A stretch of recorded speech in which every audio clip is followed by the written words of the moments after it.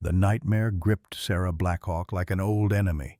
Explosions, blood on her hands, screams of the dying. Her body jerked violently beneath sweat-soaked sheets.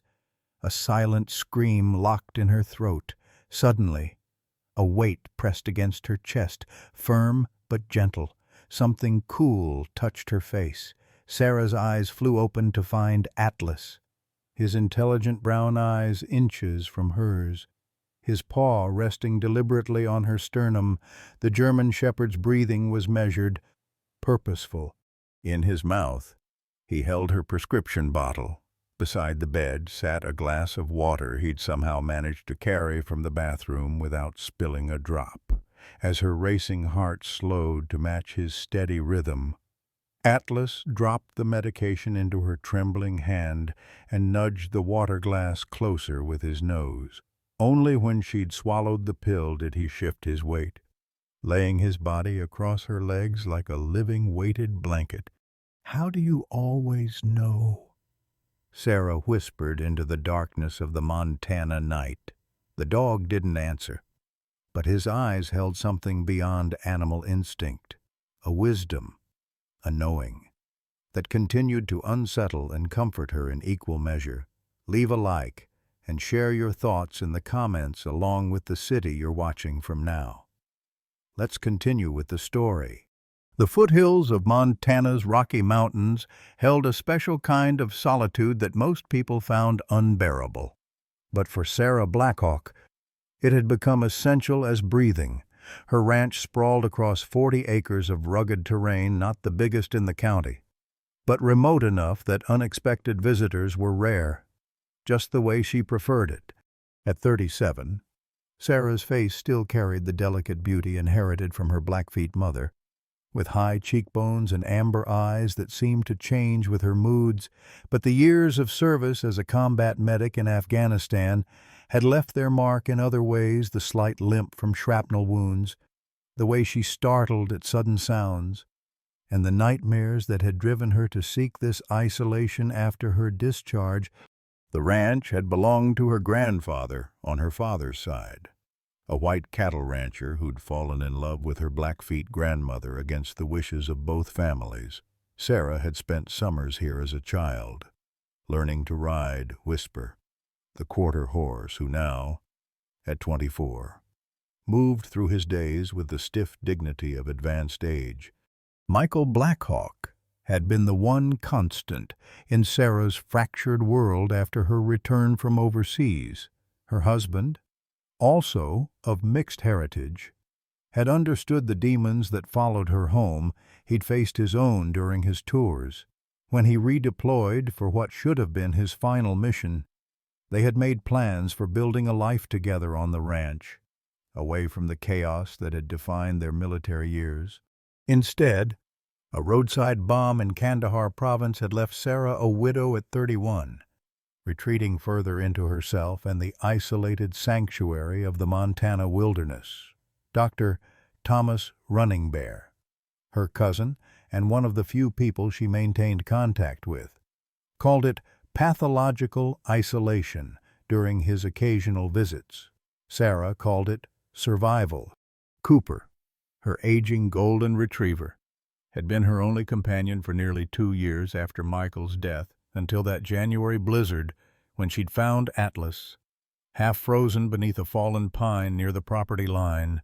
She still couldn't explain what had driven her to venture out in such dangerous conditions, following what felt like an invisible pull toward the northwestern corner of her land.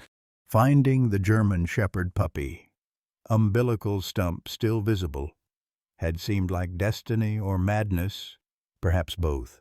Now, 6 years later, Atlas had become something Sarah had never expected to find again after losing Michael, a reason to keep moving forward.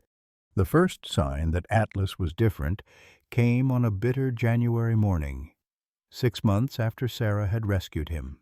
The young German shepherd, not yet fully grown but already showing the alert intelligence characteristic of his breed, sat watching as Sarah struggled with her coffee maker. Her hands, stiff with cold and the lingering effects of her injuries, couldn't seem to fit the filter properly. After a moment of quiet observation, Atlas padded across the kitchen, rose on his hind legs, and used his teeth to gently pull the cabinet door open. He retrieved a different filter, the one Sarah normally used, rather than the paper substitute she was wrestling with, and brought it to her. Sarah stared at the dog. Coffee forgotten. "How did you know?" she asked, her voice barely above a whisper. Atlas simply tilted his head, those brown eyes watching her with what she could only describe as understanding. That morning marked the beginning of what would become a pattern so extraordinary that Sarah sometimes wondered if she was losing her grip on reality. Within weeks, Atlas had begun responding to her PTSD episodes without any training. The first time she'd awakened from a nightmare to find him applying gentle pressure to her chest, a grounding technique her therapist had recommended, Sarah had been too shocked to question it. By spring, Atlas had learned to retrieve her medication not just when she asked for it, but when her breathing changed and her hands began to tremble, signs of an impending anxiety attack that sometimes even Sarah didn't recognize until it was in full swing.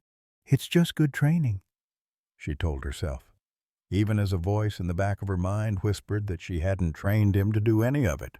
When Atlas figured out how to open the ranch house's doors by jumping up and pressing the lever-style handles down with his paws, Sarah rationalized that he must have seen her do it countless times when he learned to turn the outdoor faucet on and off by gripping it in his powerful jaws. She told herself it was simple cause and effect. But on the day she watched him deliberately drag a footstool to the kitchen counter so he could climb up and retrieve her cell phone when she'd left it out of reach, Sarah could no longer deny that what she was witnessing went beyond normal canine behavior.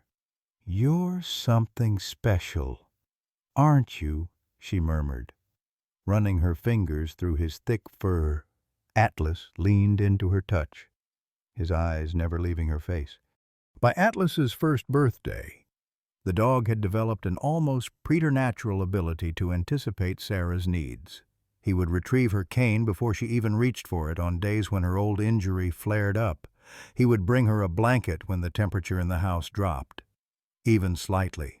Once, when she'd been on the phone with her sister Rebecca and mentioned having a headache, Atlas had disappeared into the bathroom and returned with the bottle of ibuprofen.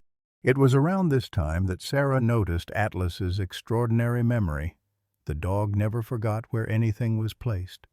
Even months later, a book she'd read once and shelved among hundreds of others, he could locate without hesitation her spare keys, tucked into a seldom-used drawer after she locked herself out one afternoon.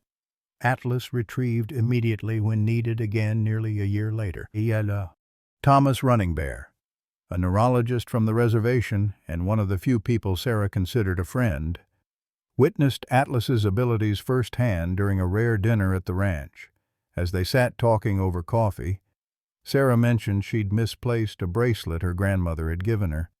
"I haven't seen it in weeks," she said. "I've torn the place apart looking for it." Thomas watched in astonishment as Atlas stood up at the mention of the bracelet, trotted purposefully to Sarah's bedroom, and returned minutes later with the delicate silver band. He'd found it behind the radiator where it must have fallen months before. "I've worked with service dogs through the VA program," Thomas said, accepting the bracelet from Atlas's gentle mouth and handing it to Sarah. "I've never seen anything like this. This isn't training. Sarah, this is something else." "He's just smart," Sarah insisted, though her voice lacked conviction. Thomas leaned forward, his eyes serious.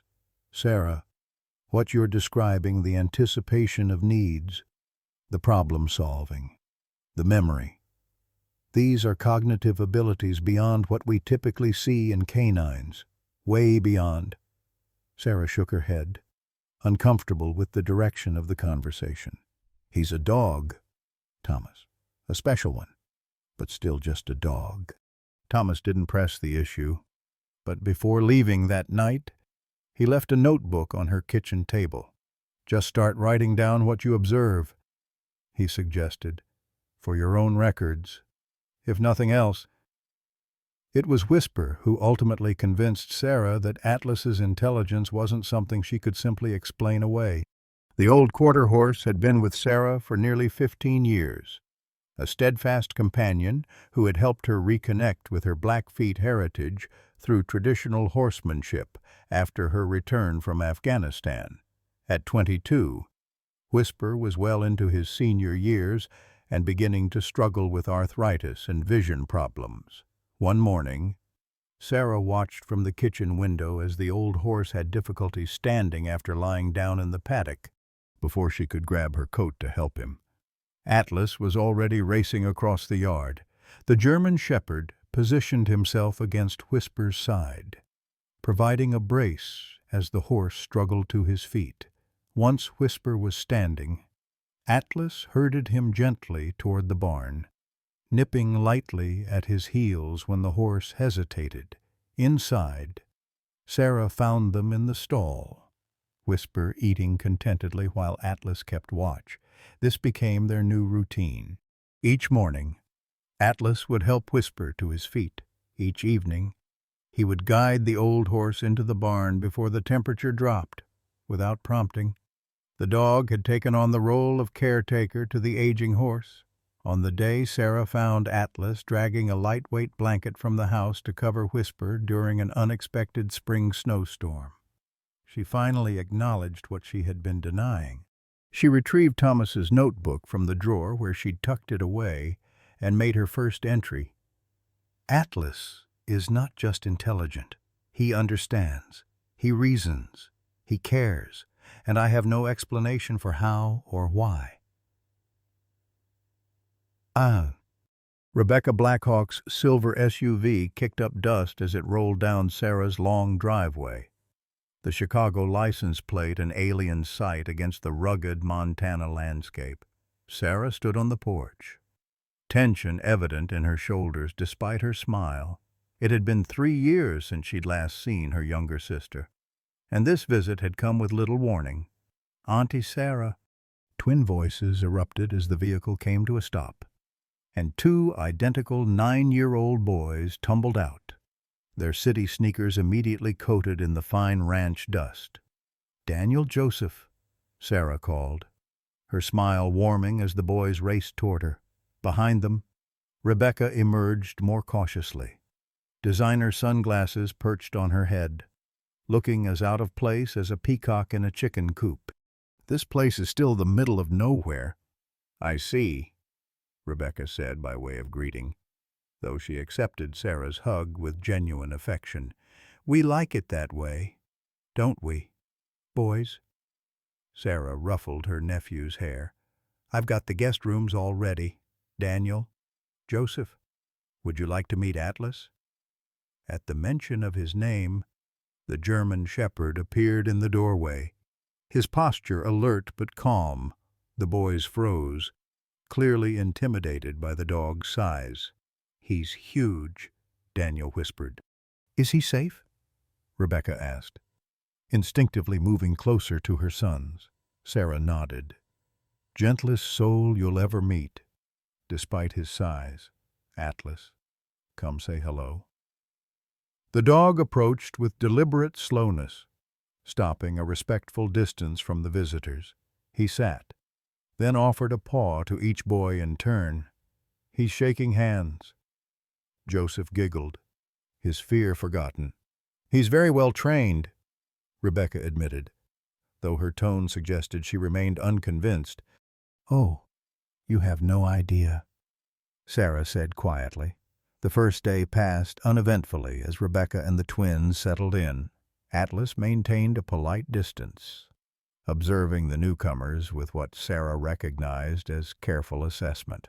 It wasn't until breakfast the second morning that Rebecca got her first glimpse of what made Atlas extraordinary. Joseph had been reaching for the syrup bottle when his elbow knocked over a full glass of orange juice.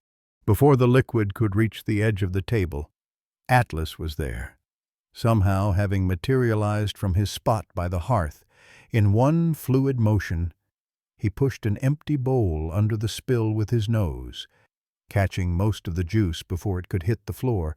Rebecca's fork froze halfway to her mouth. How did he? Reflexes, Sarah said simply, though her eyes held a hint of amusement. Later that afternoon, as Sarah showed her sister around the property, they paused by the paddock where Whisper grazed. The old horse nickered in greeting. "He's gotten so gray," Rebecca remarked, remembering the handsome chestnut from her last visit. 24 this spring, Sarah said, leaning on the fence. Some days are better than others. As if on cue, Whisper's right front leg buckled slightly as he shifted his weight.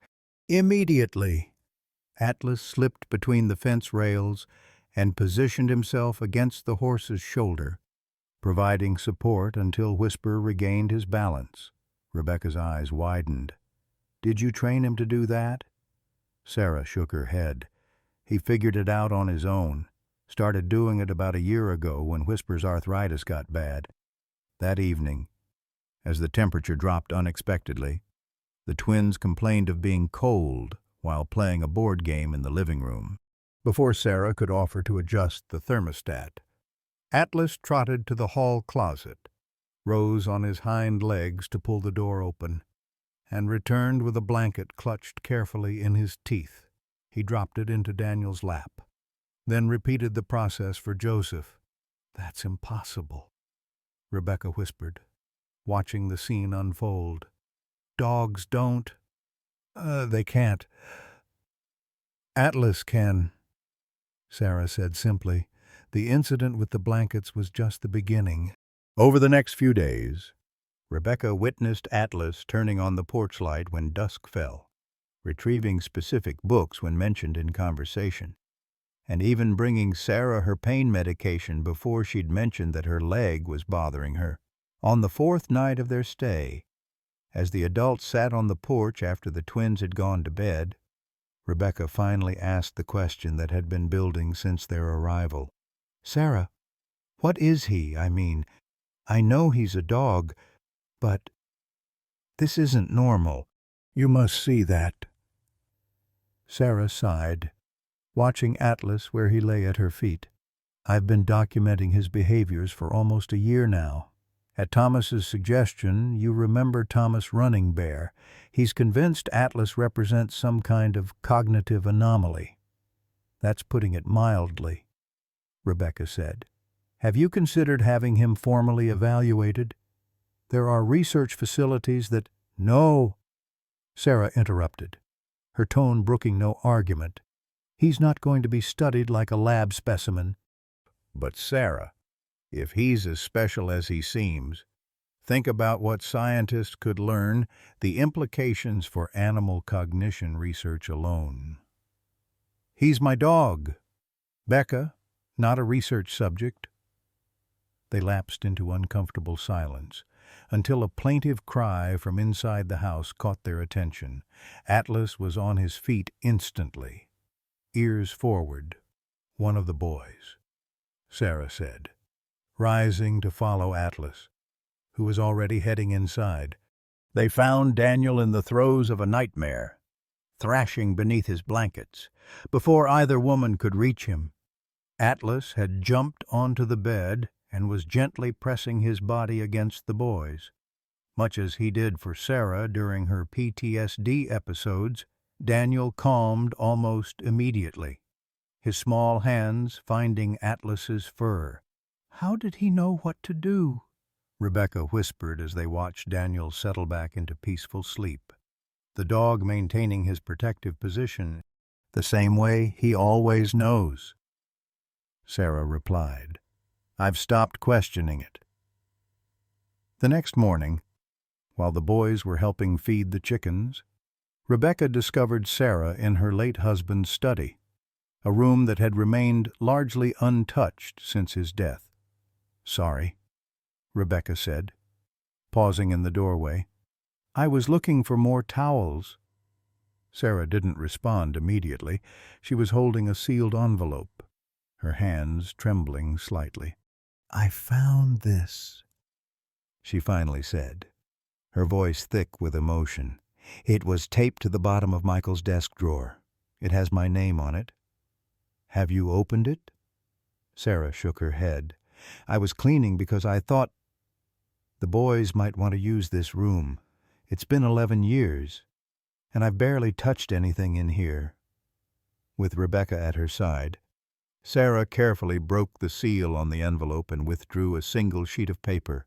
As she read, her hand flew to her mouth. "Sarah, what is it?" "It's about Atlas," Sarah whispered, handing the letter to her sister. "It's from Michael." The letter, dated just weeks before Michael Blackhawk's final deployment, detailed how he had specially selected a German Shepherd puppy from a military working dog breeding program, a puppy that showed extraordinary promise even at 8 weeks old. Michael had arranged for the puppy to be held for training until his return, planning it as a surprise for Sarah. "He was training him to be my service dog," Sarah said, tears streaming unchecked down her face. "For the PTSD. He knew, even then, how bad it was getting." "But Michael never came back," Rebecca said softly. "So, how did Atlas find his way to you?" Sarah shook her head. "I don't know. The letter doesn't say, and it doesn't explain everything else, how he seems to understand things no dog should understand." They both looked up as a soft whine came from the doorway. Atlas stood there, his intelligent eyes moving from the letter to Sarah's tear-streaked face. He padded forward slowly and laid his head in her lap, a gesture of comfort that felt almost human in its intentionality. "Maybe some mysteries don't need solving," Rebecca said quietly, watching the profound connection between her sister and this remarkable animal. "Maybe they just need accepting." The summer after Rebecca's visit brought changes to Sarah's quiet existence. The discovery of Michael's letter had unlocked something in her, a willingness to step beyond the safe confines of her isolation. It began with a phone call from Thomas Running Bear. "The reservation school has a special needs program that's struggling," he explained. "Several children with severe autism, a couple with Down syndrome. Their aide quit, and they haven't found a replacement." "What does this have to do with me?" Sarah asked, though she already suspected where the conversation was heading. "You're a trained medic. You understand trauma, and you have Atlas?" There was a long pause before Sarah spoke again. "You think Atlas could help?" "I think you both could," Thomas replied gently. The first Tuesday of June found Sarah driving her battered pickup to the small school on the Blackfeet Reservation, Atlas sitting alert in the passenger seat. Her hands gripped the steering wheel tightly enough to whiten her knuckles. "This is a mistake," she muttered. Atlas responded by placing one paw on her thigh, his steady presence grounding her racing thoughts. 5 children waited in a sunlit classroom, attended by an exhausted-looking teacher who introduced herself as Mary Little Feather. The oldest child was 12, the youngest 7. All had special needs that made traditional classroom settings challenging. "This is Sarah Blackhawk," Mary told them. "And this is Atlas. They're going to visit us every Tuesday." 4 of the children showed immediate interest in the large German Shepherd. The 5th, a 9-year-old boy named Charlie, remained in the corner, rocking slightly, his gaze fixed on the floor. "Charlie doesn't speak," Mary explained quietly. "Severe autism with sensory issues, loud noises, unexpected touches. They overwhelm him." Sarah nodded, recognizing in the boy's isolation something akin to her own retreats during the worst of her PTSD episodes. "May I bring Atlas closer to him?" Mary hesitated. "You can try, but be careful. He sometimes lashes out when his space is invaded. Sarah didn't approach directly. Instead, she sat on the floor several feet away from Charlie and signaled Atlas to lie down beside her. The other children gathered around, petting the dog with varying degrees of gentleness that Atlas tolerated with dignified patience. Sarah didn't push. She let the hour unfold naturally, telling the children simple stories about Atlas while demonstrating basic commands. Throughout it all, she was aware of Charlie watching from his corner, though he never turned his head directly toward them. As they prepared to leave, Sarah noticed Atlas pause by the door. The dog turned, looking at Charlie with unmistakable intent, then back at Sarah. "We'll come back next week," Sarah assured him quietly. For 3 consecutive Tuesdays, the routine remained the same. Charlie watched from his corner while the other children warmed to both Sarah and Atlas. On the 4th Tuesday, as the session was ending, Atlas did something unexpected.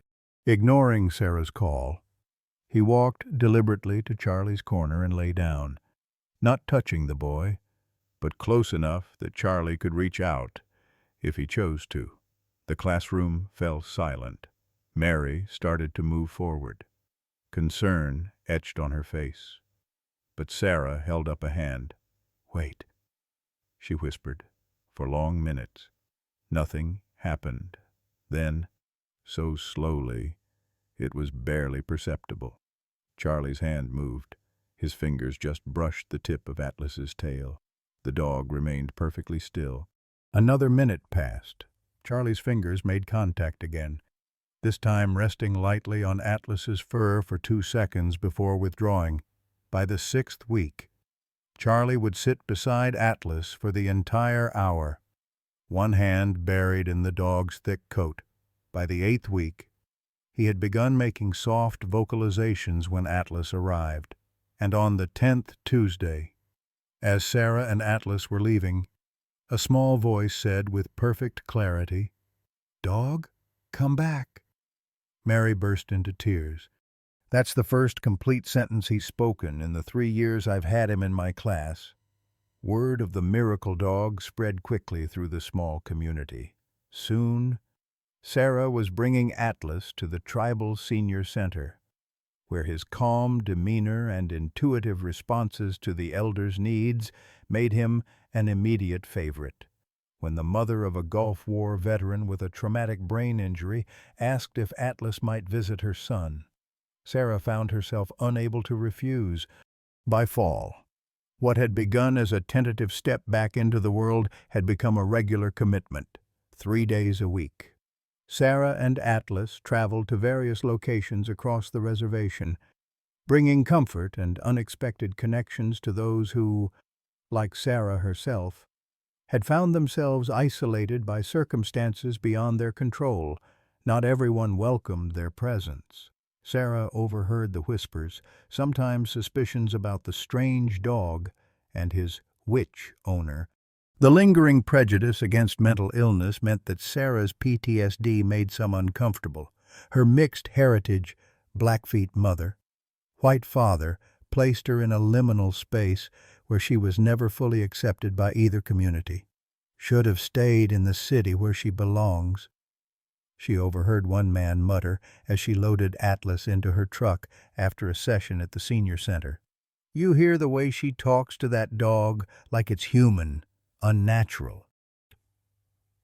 Sarah tried not to let the comments bother her, but they dredged up painful memories of her return from Afghanistan, the sideways glances, the sudden silences when she entered a room, the well-meaning but painful questions about her experiences overseas. Atlas, sensing her distress, pressed closer to her side as they drove home. It was during this period that Sarah encountered Eleanor Stone for the first time.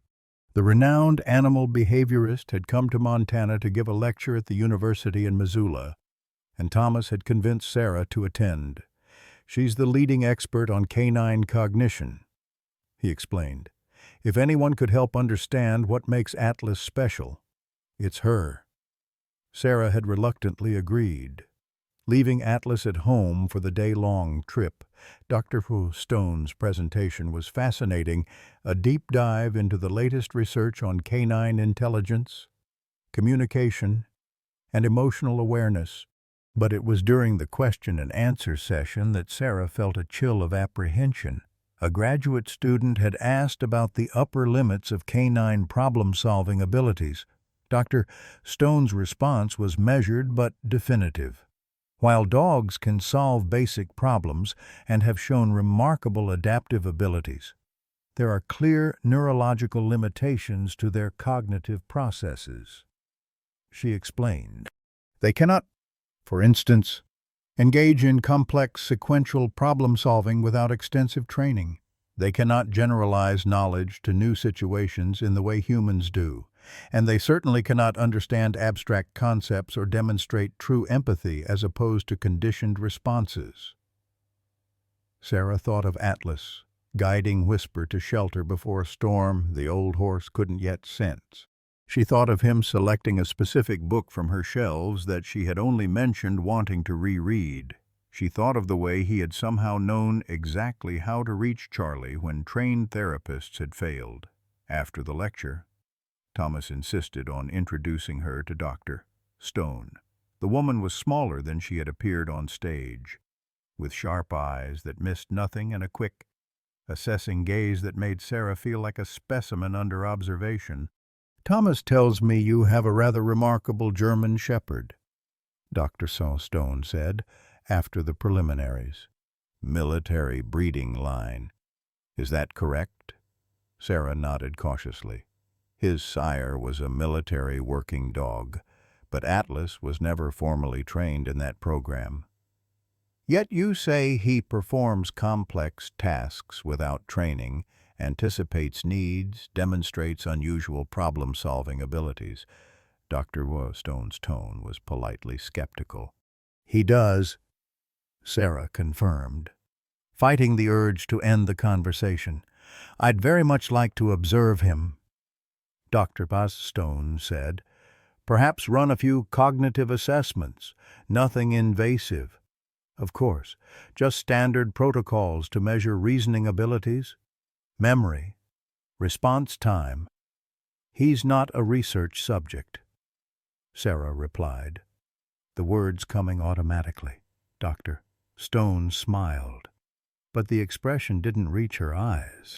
"Every advancement in our understanding of animal cognition has come from careful study of exceptional individuals. Ms. Blackhawk, if your dog is truly as remarkable as Thomas suggests, he could contribute significantly to our field." "I'll think about it," Sarah said, knowing she wouldn't, but the seed of unease had been planted. On the drive back to the ranch, Thomas was uncharacteristically quiet until they turned onto the long dirt road leading to Sarah's property. "You're afraid," he said finally. "Not of what they might find, but of what they might take from you." Sarah didn't deny it. "Wouldn't you be? You've seen what he can do. Thomas, what do you think would happen if Dr. Stone and her colleagues confirmed he's different? How long before they'd want to take him to some facility for more extensive testing? Not everyone sees animals as tools for human advancement," Thomas argued gently. "No." "Then why is her first instinct to run tests to measure and quantify Atlas isn't a collection of abilities to be cataloged? He's—" She broke off, unable to articulate exactly what Atlas was to her. "Family," Thomas finished for her. "I know, Sarah, but consider this. What if understanding Atlas better could help other animals, other people?" They reached her house in twilight, the discussion unresolved. As always, Atlas was waiting at the door, his greeting a balm to Sarah's troubled spirit. That night, as he settled at the foot of her bed, she found herself studying his familiar form with new anxiety. "What makes you special, friend?" she whispered. And what would they do to you to find out? The question lingered through the changing seasons. Sarah continued her work with Atlas on the reservation, but she declined Thomas's occasional suggestions to document the dog's abilities more formally. She avoided Missoula entirely, irrationally afraid of running into Dr. Stone again. As winter settled over the Montana landscape, bringing bitter cold and early darkness, Sarah found herself spending more time in Michael's study. She had finally cleared it properly after Rebecca's visit, converting it into a comfortable reading room while preserving the elements that felt most connected to her late husband.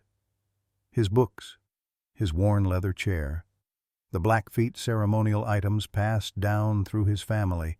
It was there, surrounded by Michael's presence, that Sarah made a discovery that both answered questions and raised new ones.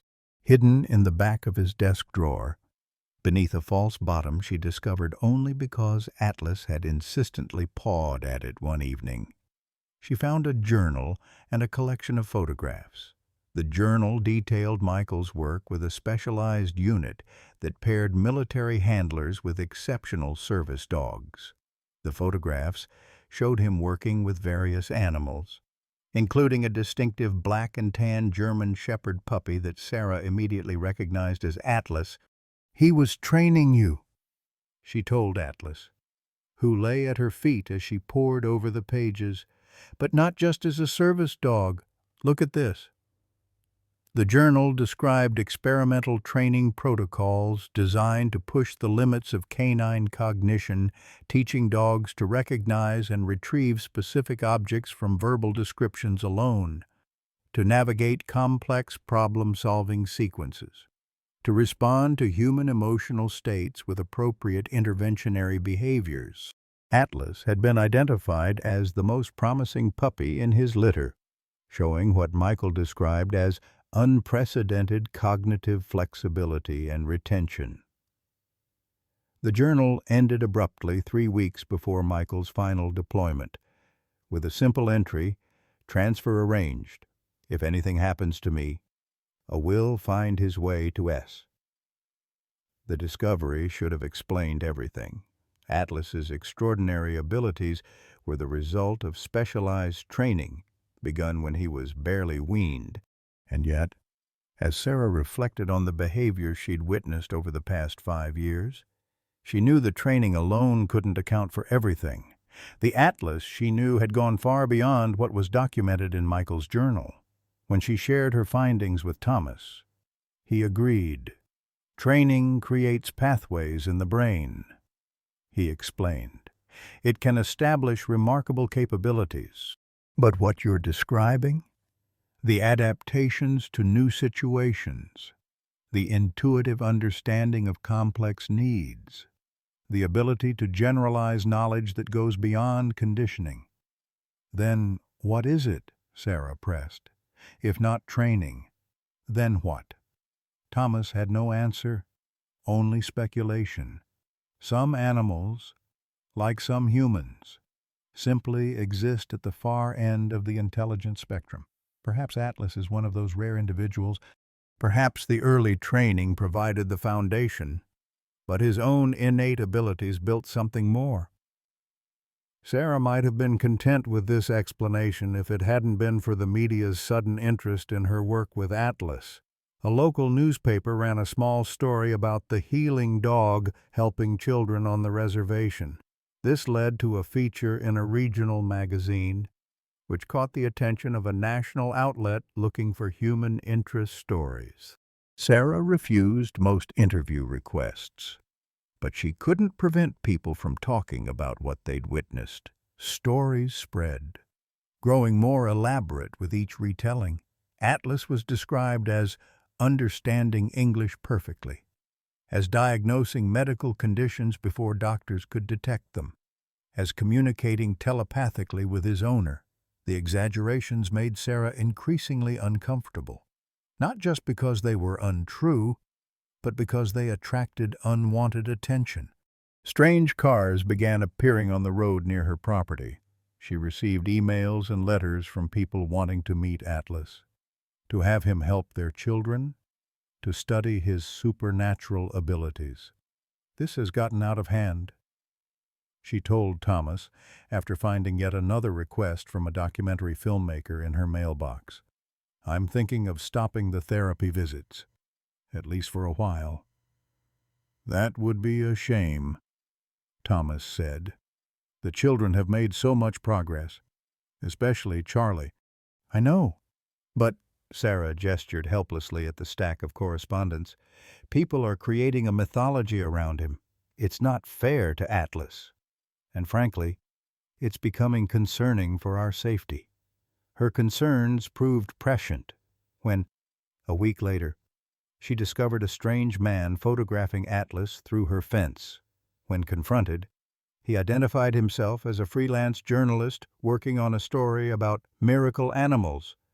There's no story here, Sarah informed him coldly. And you're trespassing. The man had left without argument, but the incident left Sarah shaken. That evening, as she double-checked the locks and drew the curtains against the early winter darkness, she found herself facing a difficult truth. Her desire to protect Atlas was increasingly at odds with the good he could do in the wider world. "What would you choose?" she asked him as they sat before the fireplace. Atlas rested his head on her knee, his eyes reflecting the dancing flames. As always, she had the unsettling feeling that he understood every word. The government SUV appeared at the end of Sarah's driveway on a crisp March morning. She watched it approach from her kitchen window, her hands automatically reaching for Atlas's collar. The German shepherd had already sensed her tension, pressing against her leg with steady reassurance. It was bound to happen, she murmured, as much to herself as to the dog.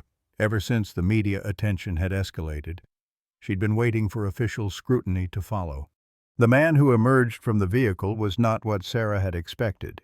Agent Mark Wilson was middle-aged, with salt and pepper hair and the weathered face of someone who spent considerable time outdoors. He wore a government-issue parka over practical work clothes rather than the suit she had anticipated. "Ms. Blackhawk," he called, staying respectfully by his vehicle until she appeared on the porch. "I'm Agent Wilson with the Department of Agriculture, Animal and Plant Health Inspection Service."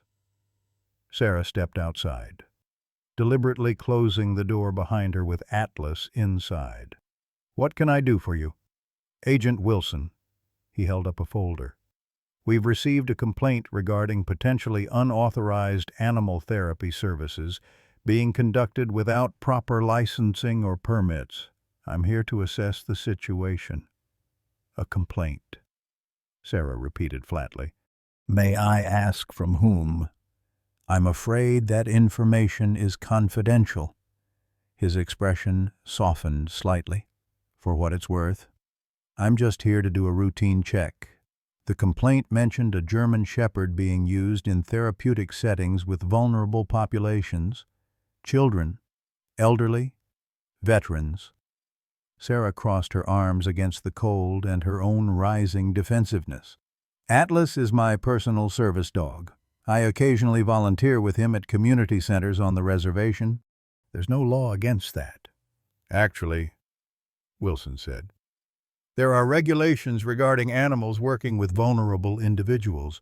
Service dogs have specific exemptions, but they're trained and certified for the benefit of their specific handler, not for general therapeutic purposes." He glanced at the closed door. "Is the dog inside?" Sarah hesitated, then nodded reluctantly. "Would you like to come in?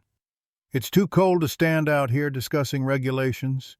Once inside, Wilson's attention immediately fixed on Atlas, who sat alert but calm near the fireplace. The agent's professional demeanor slipped for just a moment as he took in the dog's impressive size and bearing. "That's quite an animal," he said, a note of genuine admiration in his voice. "He's special." Sarah agreed cautiously. Wilson pulled out a notebook and began asking standard questions: Atlas's age, vaccination records, Training history, Sarah answered truthfully but vaguely, particularly when it came to questions about the dog's specific behaviors in therapeutic settings. I understand he works with autistic children, Wilson asked, looking up from his notes. He visits a classroom on the reservation. The children respond well to him. And what exactly does he do with them? Sarah chose her words carefully. He provides a calming presence. Some of the children who struggle with human interaction find it easier to connect with him. Wilson made another note. I've read reports suggesting this dog performs unusual tasks, retrieving specific items without commands, responding to emotional states without training, even assisting elderly individuals with mobility issues. Would you categorize these as accurate? I would categorize them as exaggerated, Sarah replied evenly. Atlas is highly intelligent and responsive, but he's still a dog. The agent looked unconvinced. Ms. Blackhawk, I should be clear, my concern isn't that your dog is exceptional. My concern is that you may be operating an unlicensed animal therapy program, potentially putting vulnerable people at risk. There's no program, no payment, just voluntary visits to people who benefit from interaction with a well-behaved dog. Wilson continued his inspection. Making notes about Sarah's property and Atlas's living conditions, he reviewed the documentation she provided, including the dog's veterinary records and the letter from her psychiatrist confirming Atlas's status as her personal service animal. Everything seems in order, he finally admitted, though his expression remained troubled. However, I'll need to make a follow-up visit to observe the dog's interactions in one of these voluntary settings to ensure compliance with federal guidelines. Sarah felt a knot forming in her stomach. Is that really necessary? I'm afraid it is. The nature of the complaint requires thorough investigation. He tucked his notebook away. I'll contact you to arrange a time to observe at the school. In the meantime, I'd advise limiting these visits until we've resolved the matter. After Wilson left, Sarah sank onto the sofa, her hands shaking slightly. Atlas immediately came to her, resting his muzzle on her knee. What are we going to do? She whispered. Atlas tilted his head, those intelligent eyes fixed on her face. He's going to see that you're not like other dogs. Then what happens? Sarah called Thomas that evening, explaining the situation in a voice tight with anxiety. It was Dr. Stone, wasn't it? She concluded. She filed the complaint. You don't know that, Thomas cautioned. There are plenty of people who might be uncomfortable with what you and Atlas are doing. Helping children, providing comfort to elders.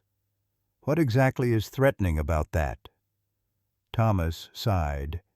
People fear what they don't understand. Sarah and Atlas, well, he defies understanding.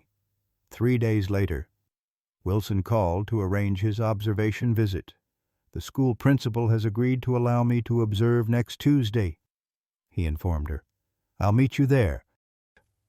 Sarah spent the intervening days in a state of barely contained panic.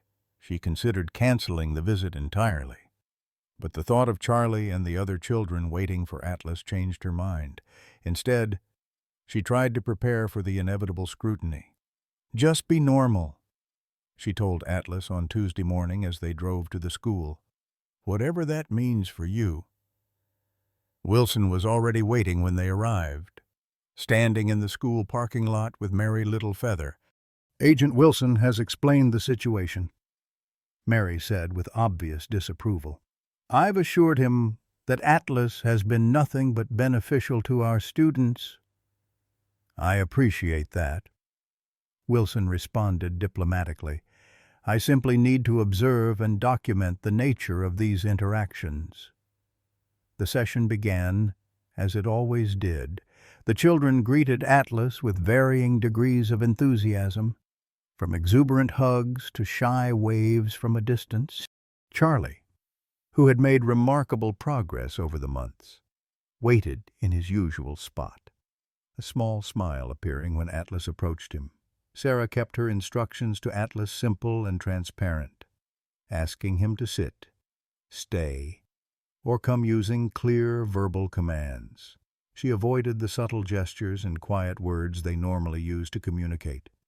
Conscious of Wilson's watchful gaze, for the first half-hour, everything proceeded smoothly.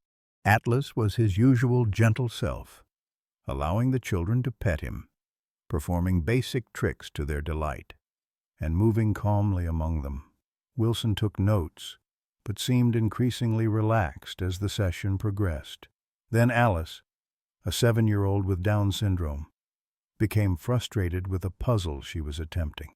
Her happy demeanor crumbled suddenly into tears and then a full tantrum, puzzle pieces flying across the floor as she swept them from the table.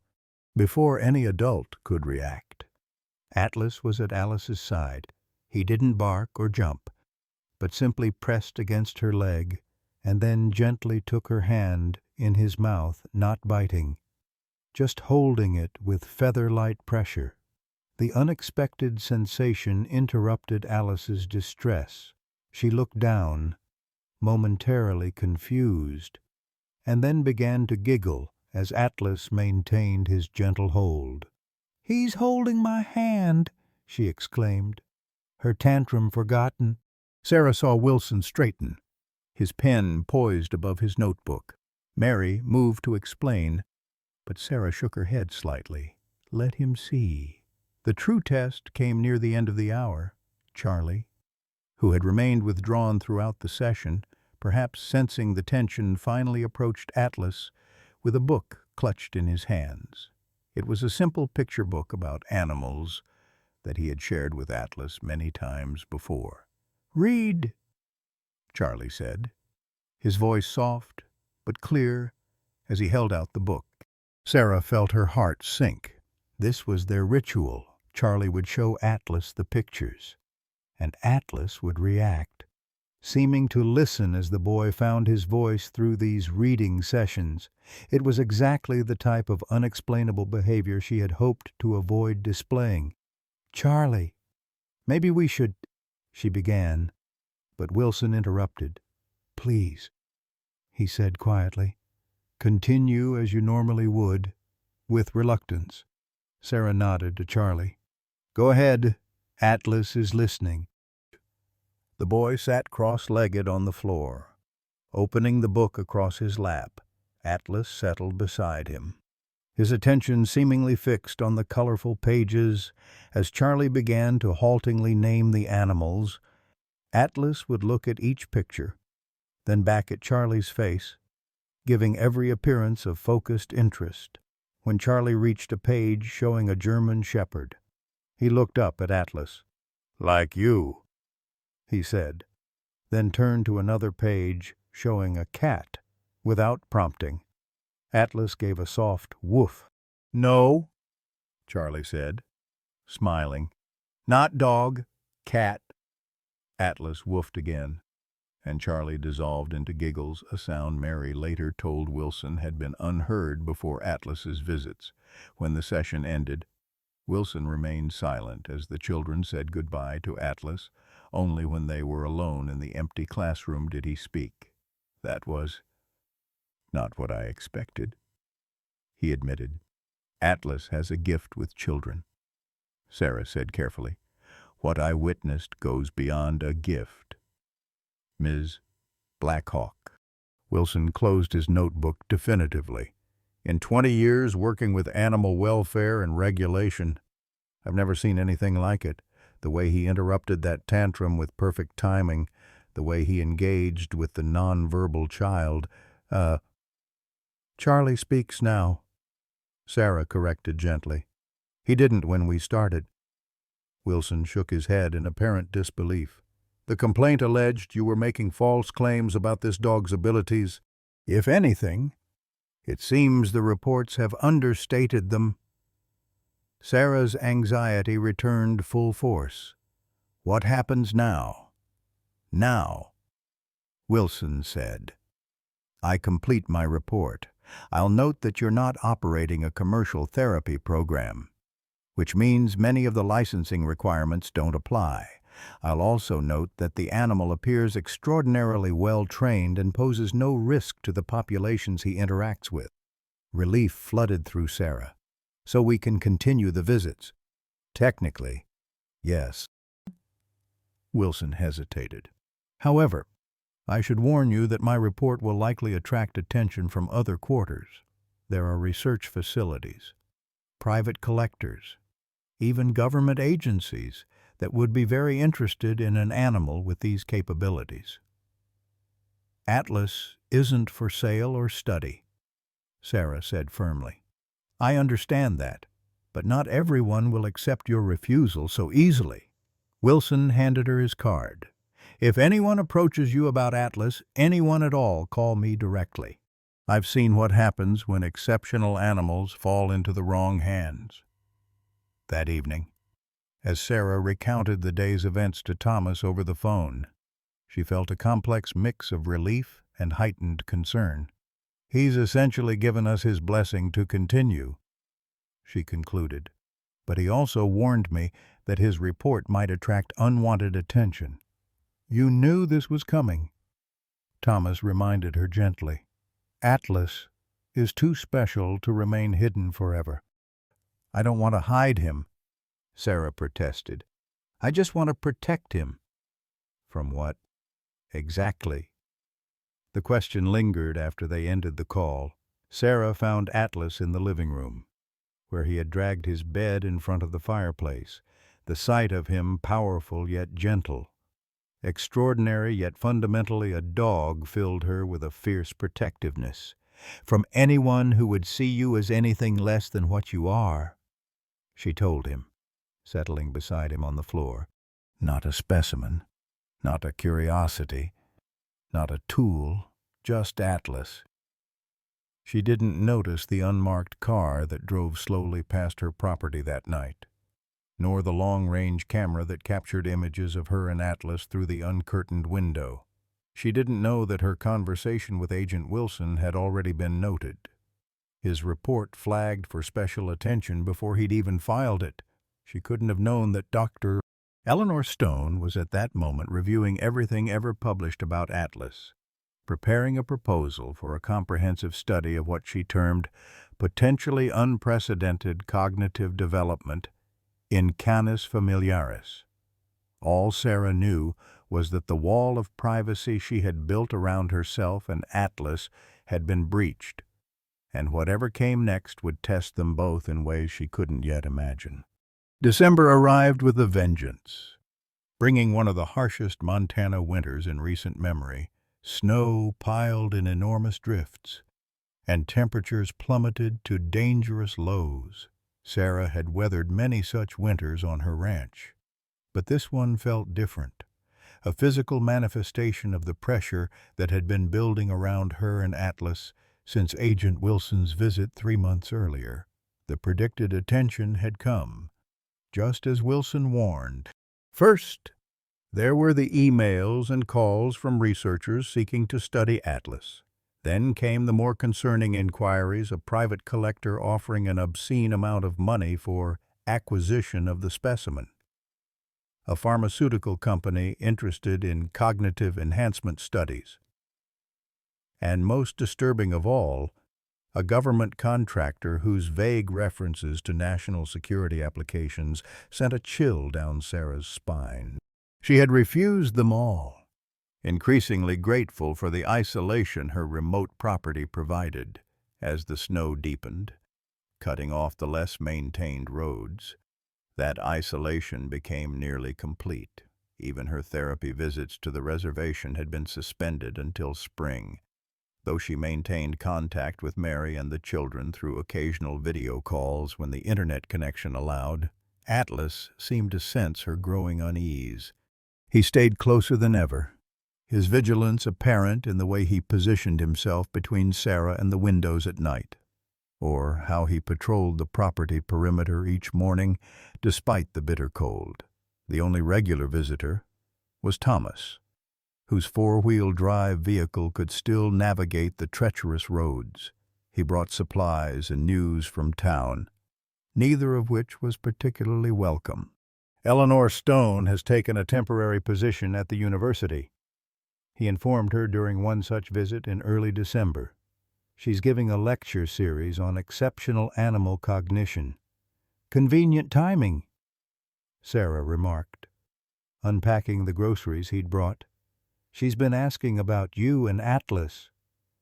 Sarah stilled, a can of coffee halfway to the shelf. What did you tell her? Nothing she couldn't learn elsewhere, Thomas assured her. But Sarah, she's persistent and well-connected. She has no authority over me or Atlas. No, but she has influence, the kind that can make life difficult if she chooses to use it. Sarah changed the subject, unwilling to acknowledge the knot of anxiety his words had created. After Thomas left, she found herself checking the locks with unusual thoroughness, drawing the curtains tightly against the early winter darkness. Atlas watched her nervous movements, head tilted in what seemed like concern. When she finally settled by the fire with a book she couldn't focus on, he brought her the throw blanket from the sofa, dropping it gently in her lap. "Always taking care of me," she murmured, burying her fingers in his thick fur. "What would I do without you?" The question, meant rhetorically, took on unexpected weight in the days that followed. Sarah found herself imagining life without Atlas, a possibility that had seemed remote when they were simply living their quiet existence, but now loomed as various interests circled them with increasing boldness. It was Whisper who finally broke her cycle of worry. Though not in a way she could have anticipated, the old horse, now 26 and increasingly frail, had been confined to the barn as the winter deepened.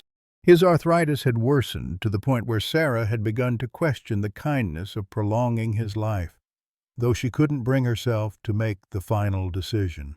On the morning of December 21st, the shortest day of the year, Sarah awoke to find Atlas missing from his usual place at the foot of her bed. Groggily, she called for him. Receiving no response, it wasn't until she noticed the dog door swinging slightly in the early morning draft that she realized he must have gone outside.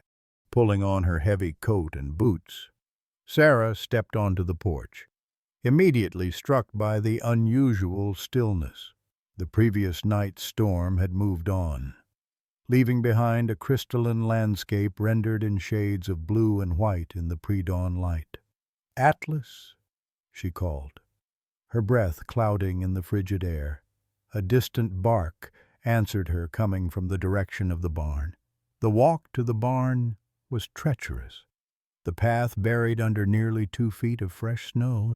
Sarah struggled through the drifts, her concern mounting with each labored step. She had left Whisper secure in his stall the previous evening, with fresh hay and his medication mixed into warm mash. There was no reason for Atlas to have gone to him in the dark, unless something was wrong. The barn door stood ajar, snow already accumulating on the threshold. Inside, the familiar smells of hay and horse greeted her, along with the sound of Atlas's anxious whine. She found them in Whisper's stall, the old horse down on his side, breathing heavily, while Atlas stood over him, occasionally nudging the horse's neck as if trying to encourage him to rise. "Oh, Whisper," Sarah whispered, dropping to her knees beside the fallen animal. One look told her what Atlas had already sensed. The old horse was dying, his body finally surrendering to age and infirmity. Atlas whined again, pawing gently at Sarah's arm before returning his attention to Whisper. The message seemed clear. "Do something, with a heavy heart." Sarah retrieved her phone from her pocket and dialed the veterinarian. Though she knew what his advice would be, within the hour, He confirmed her assessment over the phone, given Whisper's age and condition. The kindest option was euthanasia. "I can be there by afternoon if the roads are passable," he told her. "Keep him comfortable until then." Sarah disconnected the call, tears freezing on her cheeks in the barn's unheated air. Atlas had settled beside Whisper, his warm body pressed against the horse's neck, his eyes never leaving Sarah's face. "We have to say goodbye," she told him, her voice breaking. "He's suffering." As if in response to her words, Atlas rose and disappeared through the barn door. Sarah remained with Whisper, stroking his graying muzzle and murmuring words of comfort. When Atlas returned 10 minutes later, she was astonished to see him dragging a heavy winter blanket from the house. With careful movements, the dog arranged the blanket over Whisper's body, nudging it into place until it covered the shivering horse. Then he settled once more against Whisper's neck, offering what comfort he could. Sarah watched in silent amazement, her grief temporarily overshadowed by the depth of compassion she was witnessing. Throughout the long morning, Atlas left the stall only once to bring Sarah her own coat, which she had discarded as the barn warmed slightly, and once to retrieve Whisper's brush, which he placed deliberately in her hand, seemingly understanding that the familiar grooming ritual might comfort the dying animal. By the time the veterinarian arrived, Sarah had moved beyond grief to a state of quiet acceptance. Aided by Atlas's steady presence and obvious empathy, she held Whisper's head as the doctor administered the injection that would end his suffering, Atlas maintaining his position against the horse's neck until the final moment. "I've never seen anything like it," the vet remarked afterward, watching as Atlas gently nosed Whisper's now still form. "That level of understanding is extraordinary." "He knew before I did," Sarah said quietly. "That's why he went to the barn this morning." The vet nodded thoughtfully. "Animals often sense these things, but your dog, he's different, isn't he?" Sarah didn't answer directly. "He loved Whisper. They were friends. More than friends, I'd say." The vet began packing away his equipment. "Companions. In the truest sense, it's rare to see such a bond between different species."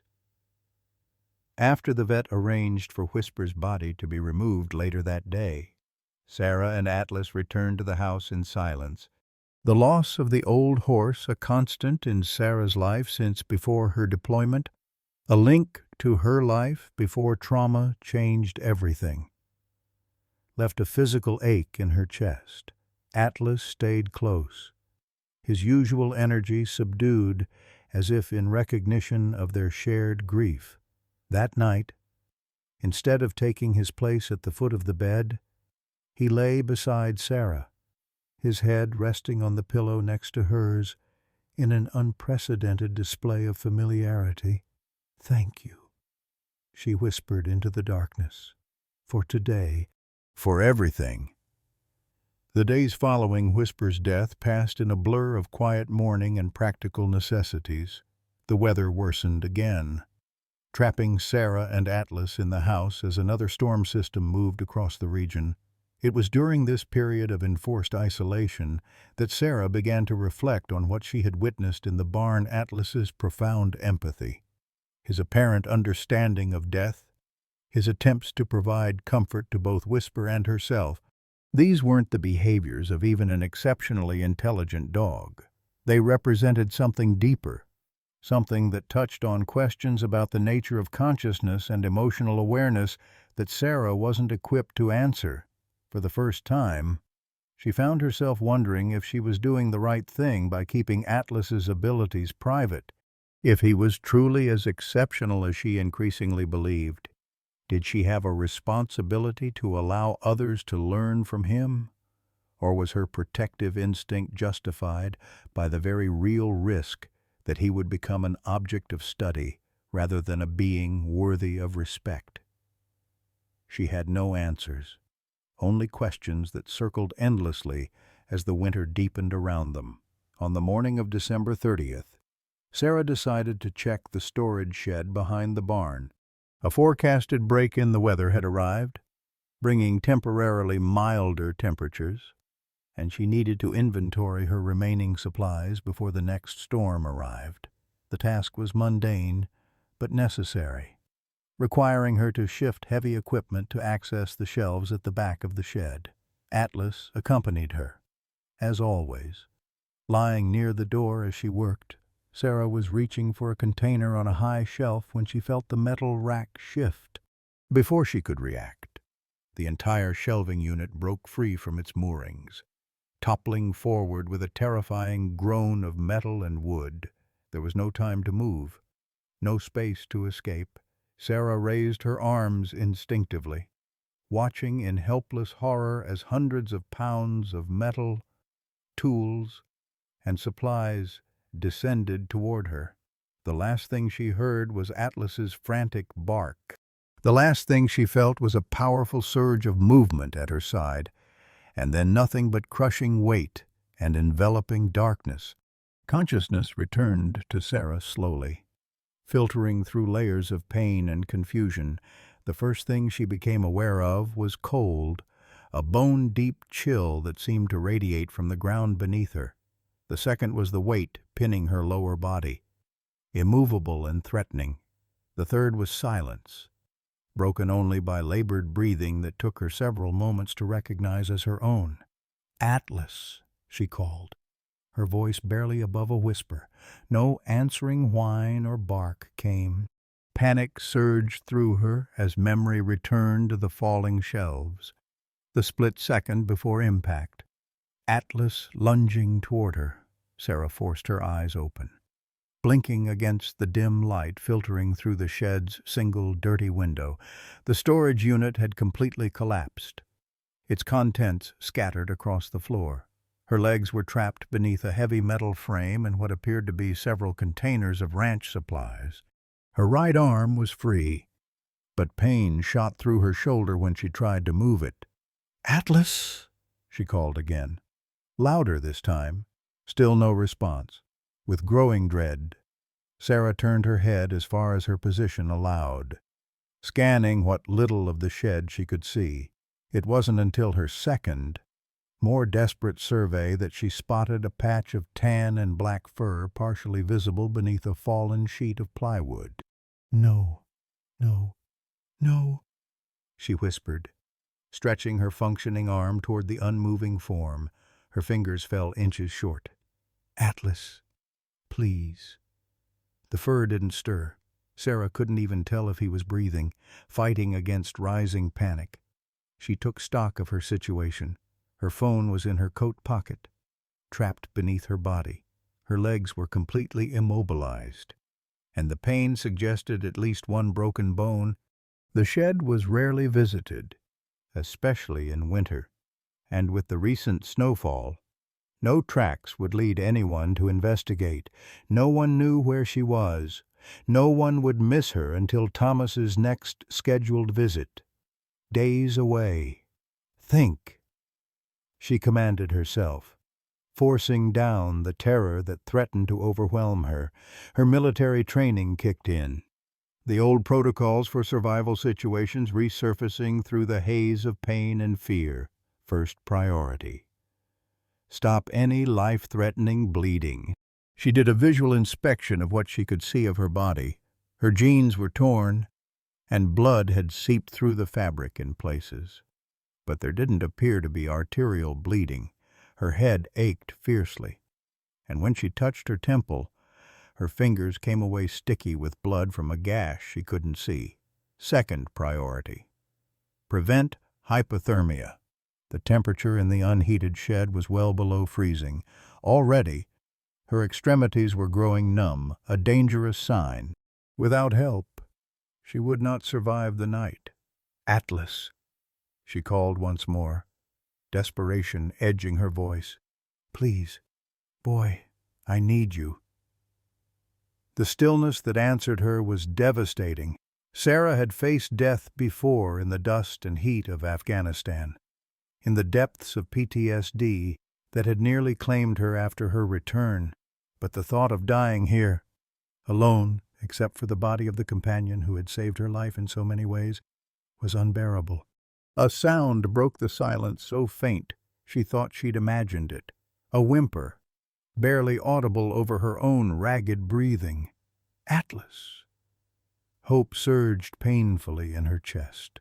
Another whimper, followed by a shuffling movement.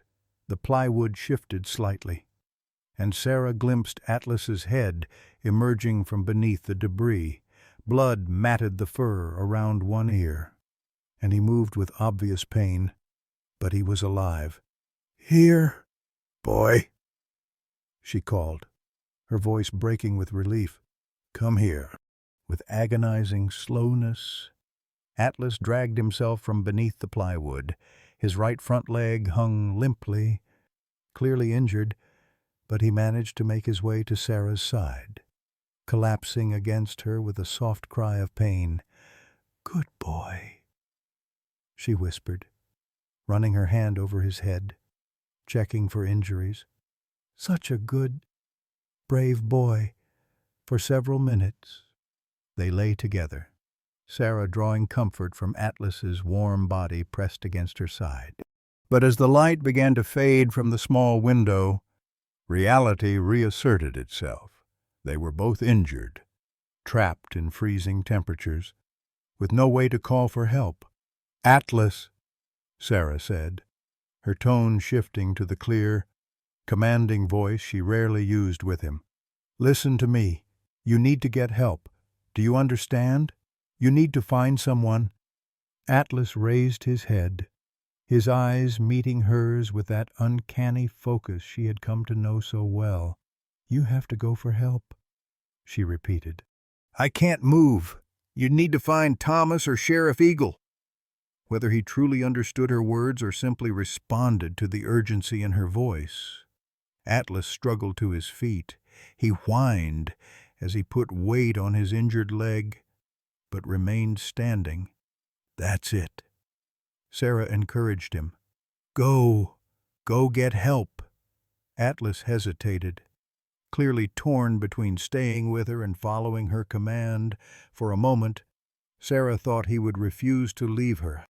Then, with a soft whine that sounded almost like an apology, he limped toward the shed door. The door was closed, but not latched. Sarah watched as Atlas raised himself painfully on his hind legs, pawed at the handle, and finally managed to push it open enough to squeeze through. Snow and bitter cold air rushed in as he disappeared from view. "Please," Sarah whispered to the empty doorway.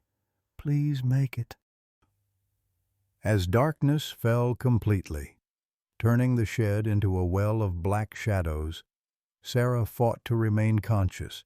The cold had progressed from discomfort to pain to a dangerous numbness that threatened to lull her into final sleep. She recited multiplication tables, then the names of everyone in her old unit, then every book she could remember reading in the past year, anything to keep her mind active. She had no way to track time, but it felt like hours had passed. Outside, the wind had picked up, howling around the corners of the shed. Even if Atlas had managed to reach the main road, who would stop for an injured dog in a blizzard? And even if someone did stop, would they somehow understand to follow him back to the shed? The questions chased each other through Sarah's increasingly foggy mind. As her core temperature continued to drop, coherent thought became more difficult. She found herself drifting into fragmented memories, Michael teaching her to ride Whisper, her mother's hands braiding her hair before a tribal ceremony, the weight of her medic's pack during long desert patrols. She was vaguely aware that she should be fighting harder to stay awake, but the effort seemed increasingly pointless. A strange peace began to settle over her, acceptance that perhaps this was where her journey ended. "Atlas," she murmured, the name a talisman against the encroaching darkness. Good boy, best boy. As consciousness slipped away, Sarah thought she heard voices outside, human voices raised against the wind, a hallucination. She decided distantly, her mind offering comfort in her final moments. The shed door burst open with a crack of splintering wood. Flashlight beams cut through the darkness, momentarily blinding her. "In here," a man's voice called. "I found her." Sheriff John Eagle's weathered face appeared in the beam of light, his expression shifting from professional concern to personal shock as he recognized her. "Sarah, can you hear me? Hold on. We're going to get you out." More lights, more voices, hands touching her, assessing injuries, someone calling for medical evacuation. Sarah tried to focus, to understand what was happening, but the world kept sliding sideways in her vision. "Atlas," she managed to say, the words slurring on her numb lips. "Where's Atlas?" "Your dog's here," Sheriff Eagle assured her, his voice seeming to come from very far away. "He found us, led us right to you. Never seen anything like it." Sarah turned her head, ignoring the pain that radiated from her neck at the movement. Through the forest of legs surrounding her, she glimpsed Atlas sitting just inside the doorway, his injured leg held carefully off the ground, his eyes fixed unblinkingly on her face. Despite his obvious pain, his posture communicated vigilance. He would not leave until he knew she was safe.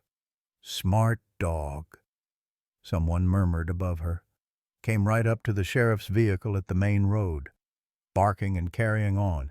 When Eagle got out, the dog grabbed his sleeve and started pulling him toward the ranch. "Wouldn't give up either," another voice added. "Kept running ahead and coming back, making sure we were following."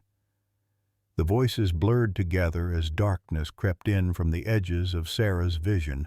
The last thing she saw before unconsciousness claimed her was Atlas limping determinedly toward her, ignoring the hands that tried to hold him back, intent on remaining by her side until the very end. When Sarah next opened her eyes, the harsh fluorescent lights of a hospital room greeted her. The steady beep of monitors and the antiseptic smell brought an immediate surge of panic too similar to the field hospitals of her deployment, but the soft pressure against her right side was new and grounding. Atlas lay on the bed beside her, his body carefully arranged to avoid disturbing the IV lines in her arm, his head resting on her uninjured shoulder. His right front leg was splinted and bandaged, but his eyes were alert and fixed on her face, watching as she returned to consciousness. "That's not supposed to be allowed," a woman's voice said from the doorway. Dr. Eleanor Stone stood there, arms crossed, a complex expression on her face. But no one seems willing to tell him no. Spring came gently to the Montana foothills, melting away the harshest winter in decades to reveal tender green shoots and the promise of renewal. On the wide front porch of what was now officially designated as the Atlas Research Center for Canine Cognition, Sarah Blackhawk sat in a rocking chair, watching a young colt explore the paddock where Whisper had once grazed. The 4 months since the accident had transformed both Sarah's body and her life. The physical recovery had been grueling: a broken femur, shattered ankle, dislocated shoulder, and concussion had required multiple surgeries and weeks of hospitalization. Even now, she walked with the assistance of a cane and would likely always carry a slight limp as a reminder of how close she had come to death. But the changes to her circumstances had been even more profound. Atlas lay at her feet, his splint long removed, but a slight favoring of that leg still evident when he was tired. He lifted his head as Thomas's truck appeared on the horizon, alert as always to approaching visitors. "Right on time," Sarah murmured, patting Atlas's head. "He's bringing the new researchers today." When Thomas reached the porch, he wasn't alone. Dr. Eleanor Stone emerged from the passenger side, followed by a younger man carrying what appeared to be scientific equipment. "Sarah." Thomas greeted her warmly. "How are you feeling today?" "Stronger," she replied, using her cane to push herself to her feet. Atlas immediately moved to her side, providing subtle support against her leg, a behavior he had developed during her recovery without any training. Dr. Stone approached with the careful politeness that characterized their still-evolving relationship. "Ms. Blackhawk, you're looking well." "Dr. Stone?" Sarah managed a genuine smile. "And please, after everything, I think we can use first names." The journey to this tentative peace had been neither simple nor straightforward. It had begun in that hospital room 4 months earlier, with Sarah awakening to find her dog and the researcher in an unexpected standoff. "What are you doing here?" Sarah had asked, her voice rough from intubation during surgery. "Sheriff Eagle called me," Eleanor had explained. "After what happened, after what Atlas did, he thought I should see for myself." The story had emerged in fragments over the following days.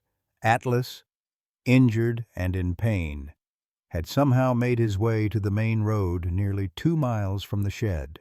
There, he had intercepted Sheriff Eagle's patrol vehicle.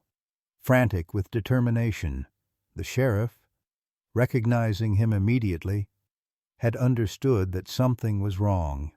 "He wouldn't let me drive away," Eagle told Sarah during a visit to her hospital room. "Kept blocking the car, barking, pulling at my sleeve. And when I got out, he started running back toward your place, stopping to make sure I was following." Eagle had called for backup and followed Atlas through the snowdrifts, the dog repeatedly circling back to ensure the humans were still behind him, leading them directly to the storage shed where Sarah lay unconscious and hypothermic. "The paramedics said another hour and you wouldn't have made it," Eagle added soberly. "That dog saved your life." The story had spread quickly through the small community and beyond, picked up by local media and then national outlets. While Sarah was still in the hospital, her phone filled with messages, interview requests, offers to write books about Atlas, even proposals for movie rights. More significantly, Dr. Stone had come every day, sitting quietly in Sarah's room, observing Atlas with newfound respect as he assisted in Sarah's recovery in ways no ordinary dog could manage, anticipating pain episodes before monitors detected vital sign changes, alerting nurses when Sarah's medication was wearing off, even fetching specific items Sarah needed without verbal commands. On the 5th day, Eleanor had finally broken the careful silence between them. "I was wrong about him," she admitted, watching as Atlas adjusted Sarah's blanket without prompting. "Not about his exceptionalism. I knew he was special from the reports, but I was wrong about what that meant." "What do you think it means now?" Sarah had asked cautiously. "I think it means we need to reconsider our entire approach to animal cognition, not as researchers studying subjects, but as colleagues learning from each other." That conversation had marked the beginning of what would eventually become the Atlas Research Center, a collaborative project where Atlas was not a research subject, but the inspiration for a new model of animal-human interaction studies. Now, as Eleanor and Thomas climbed the porch steps, Sarah reflected on how radically her life had changed since that day in the shed. The fear and isolation that had defined her existence for so long had given way to a cautious openness, a willingness to share Atlas's gifts under conditions that respected his autonomy and well-being. "We've set up the new cognitive assessment area in the converted barn," Thomas explained, leading them inside. Nothing invasive, just the observational protocols we discussed. The main house had been expanded, with a new wing dedicated to research facilities and office space. The original living areas remained private, a sanctuary for Sarah and Atlas, away from the scientific activities. This separation had been a non-negotiable condition of Sarah's agreement to the center's establishment. Dr. Begay arrived yesterday, Eleanor added, referring to the renowned veterinary neurologist who had joined the project. He's eager to continue the mapping work. The mapping work was their term for the ongoing effort to understand Atlas's cognitive processes, using non-invasive techniques like specialized training sequences and adaptive problem-solving scenarios. They were building a picture of how Atlas processed information and made decisions. "Let me guess," Sarah said with a knowing smile. "Atlas solved the sequential reasoning puzzle in half the expected time," Eleanor laughed. "Actually, he refused to complete it at all, just sat there looking at us like we were wasting his time with nonsense." "He does that," Sarah confirmed. "If he doesn't see the purpose in something, he won't engage." This had been one of the most significant revelations of their research. Atlas didn't perform for treats or praise. He engaged with tasks that either interested him intellectually or served a practical purpose.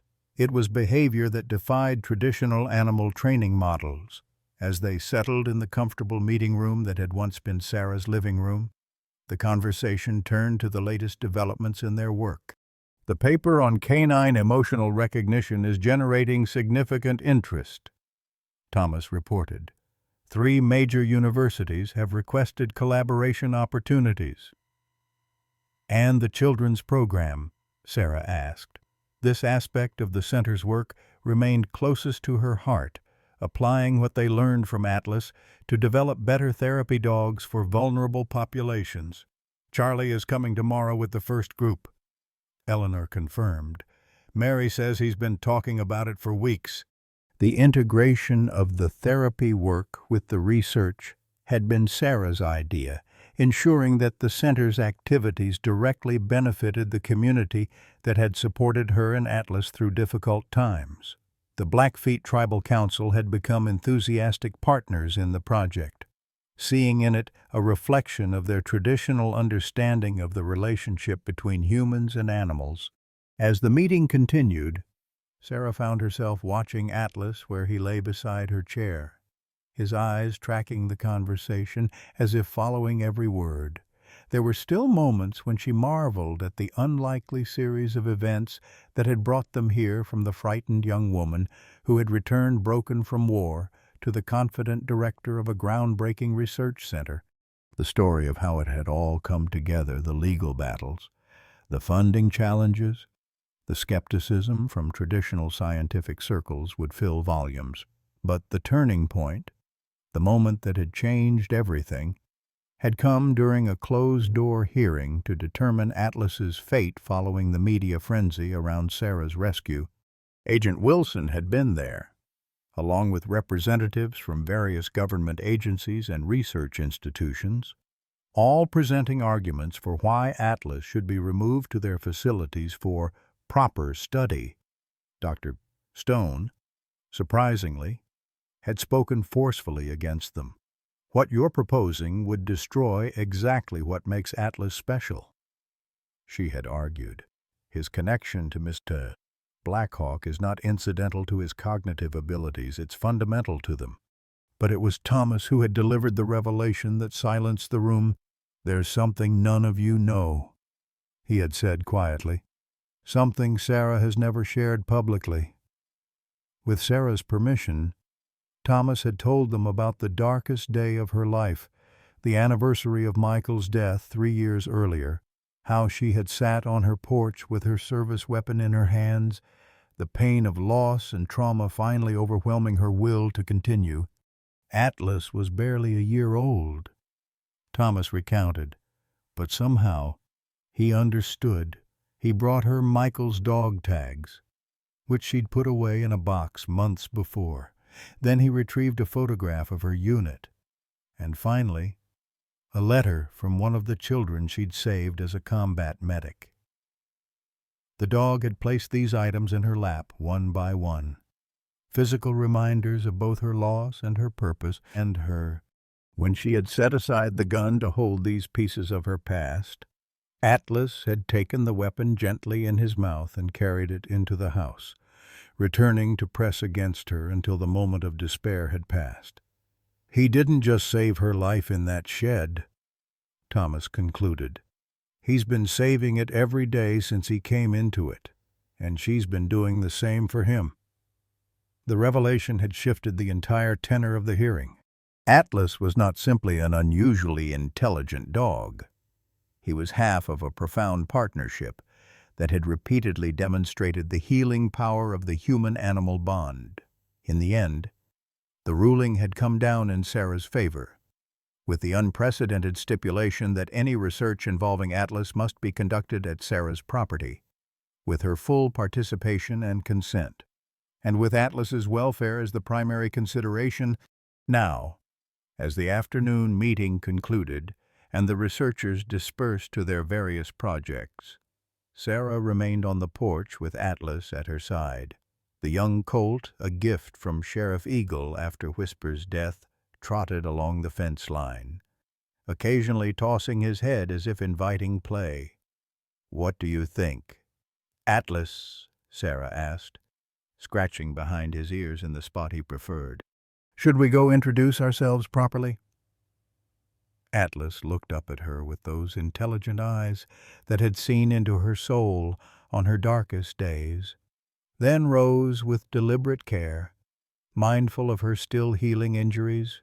Together, they made their way slowly down the porch steps and across the yard, the woman with her cane and the dog with his slight limp, both wounded healers finding their way forward together, as they always had.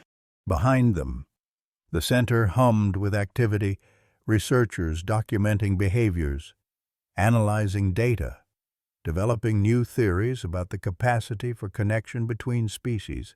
But here, in this quiet moment, there was just Sarah and Atlas, continuing the extraordinary conversation they had been having since the day they found each other. In the twilight of our years, when life has etched its lessons upon our hearts, we recognize a profound truth. It's not the strength of youth that sustains us, but the power of connection. Sarah and Atlas's journey reminds us that healing comes in forms we least expect, sometimes with four paws and devoted eyes that see beyond our carefully constructed walls. Many of us have weathered our own winter's loss, illness, or the quiet loneliness that settles when children move away and careers end. We understand Sarah's struggle because we've felt that same crushing weight of isolation. Like her, we've faced moments when purpose seems distant and dawn feels impossible to reach, but her story whispers hope that even in our brokenness, we are worthy of companionship, that our scars tell stories of survival, not shame, that it's never too late to build something meaningful from the fragments of what was lost. The most powerful healing doesn't come from turning back the clock to who we once were, but in discovering who we might still become with the right soul walking beside us. Whether human or not, in every life, there is an Atlas waiting to guide us home. I hope you enjoyed today's story. Subscribe to the channel so you don't miss more stories like this. Leave a like and comment below what you thought of the story. See you in the next video.